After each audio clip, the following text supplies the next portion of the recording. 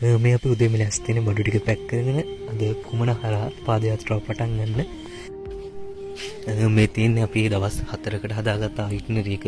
ඔයාලා යනවා නම් මේක වැදගත් වෙයි. ඉතින් ඔකන්ද දේවාලේ ගාව ඕන බඩු ගන්න ඕන නම් පොඩි කඩ තියෙනවා, සාමාන්‍ය වතුර බෝතල්, බිස්කට් වගේ දේවල්.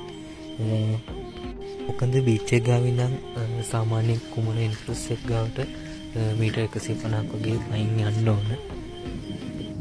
මේ තමයි කුමන එන්ට්‍රන්ස් එක.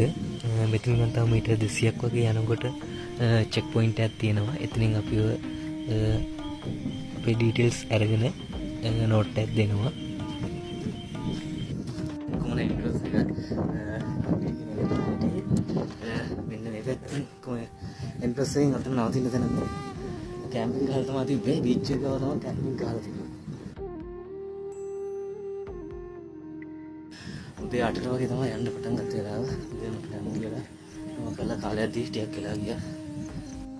පුළුවන් තරම් මේ ගමන යද්දී බර අඩුවෙන් නම් වෙන තරමට හොඳයි. අපි අරන් ගිය මොනවද කියලා බඩ් ලිස්ට් එක මම ඔයාලට දාන්න වීඩියෝ එකකට.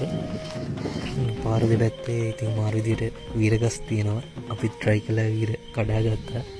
මාත් first time කන්නේ. ඒක මාරම රසයි. සාමාන්‍යයෙන් ඒක කහට ගතියක් වගේ තමයි තියෙන්නේ. ඒත් එක්ක ඒ කහට ගතිය වුණාට ඒක පැණි රසයි ගොඩක්. ඉතින් ගොඩක් කන්න පුළුවන්. මේ තියෙන වීර ගෙඩි මේ මාර විදියට තියෙනවා.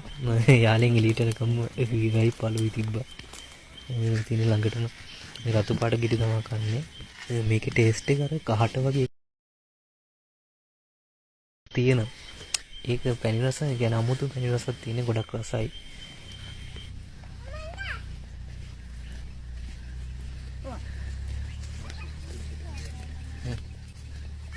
අපේ රෝඩ් මැප් එකේ පළවෙනි ලෑන්ඩ්මාර්ක් එක ගාවට ආවා. ඉතින් මේ යෝධ ලිප ගාව තමයි පළවෙනියටම අපිට හම් වෙන්නේ.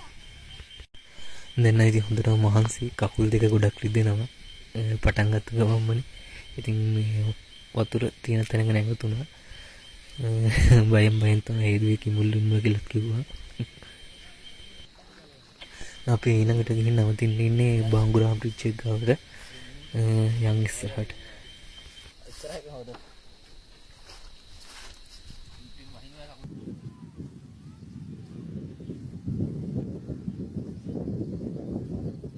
මේ හරි මාර කෂ්ට එකක් තියෙන්නේ එනවනේ. අපි උදේ එන්න වෙලා කියපු හින්දා පොඩ්ඩක් ඉක්මනින් ආවා. හැබැයි උදේ ආපු කට්ටිය ඉතින් තාම යනවා. ඔය යන්නේ ඉතින් පාදයාත්‍රාව පටන් ගත්තා.